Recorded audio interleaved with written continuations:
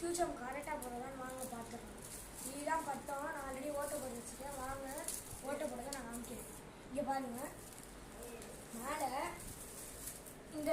இந்த கர்வ் குச்சி இருக்கா, இந்த குச்சிக்கு லெஃப்ட் சைடு மேலே, ரைட் சைடு கீழே இந்த மாதிரி ஓட்ட போட்டுக்கோங்க.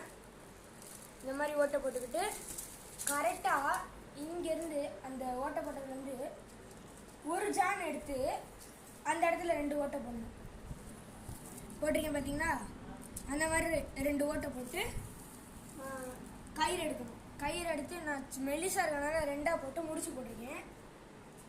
அதுக்கப்புறம் அந்த குச்சி இந்த குச்சி எடுத்து இப்படி வச்சு நான் போட்டுட்டு அவங்கள்ட்ட சொல்கிறேன் காய்ஸ், எப்படி பறக்கணும், எப்படி நம்ம கரெக்டாக படத்தை மேலே ஏற்றணும், அதெல்லாம் நாளைக்கு நான் வீடியோவில் போடுறேன். ஏன்னா இன்றைக்கி நைட் ஆகிடுச்சு. நான் நைட்டு தான் பட்டா வாங்கிட்டு வருவேன் எப்பயும். இந்த மாதிரி ஃபஸ்ட்டு லெஃப்ட் சைடு மேலே கோத்துட்டு அப்புறம் ரைட் சைடு கீழே, குச்சி இருக்க சைடு முடிச்சு போடக்கூடாது காய்ஸ். இந்த மாதிரி ஐயோ உள்ளாக போக மாட்டேங்குது.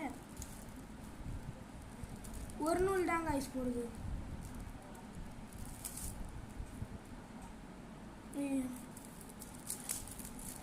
இப்படி திருப்பி பார்த்தீங்கன்னா பிளைனாக இருக்குல்ல காய்ஸ், அந்த பக்கெட் வந்து லெஃப்ட் சைடு ரைட் சைடு மேலே, லெஃப்ட் சைடு கீழே போட்டுட்டு முடிச்சு போடணும். முடிச்சு போட்டுட்டு கூப்பிட்றேன் காய்ஸ்.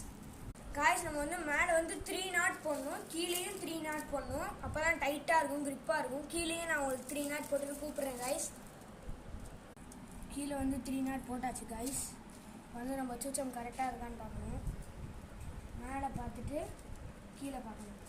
கரெக்டாக இருந்துச்சுன்னா இந்த கீழே பார்த்தா இந்த மாதிரி சைடு வாங்கும்போது வந்து கொஞ்சம் மேலே தூக்கி வச்சிடணும்.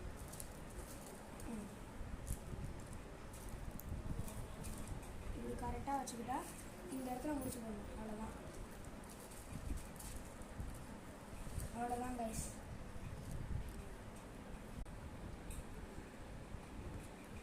பாய்.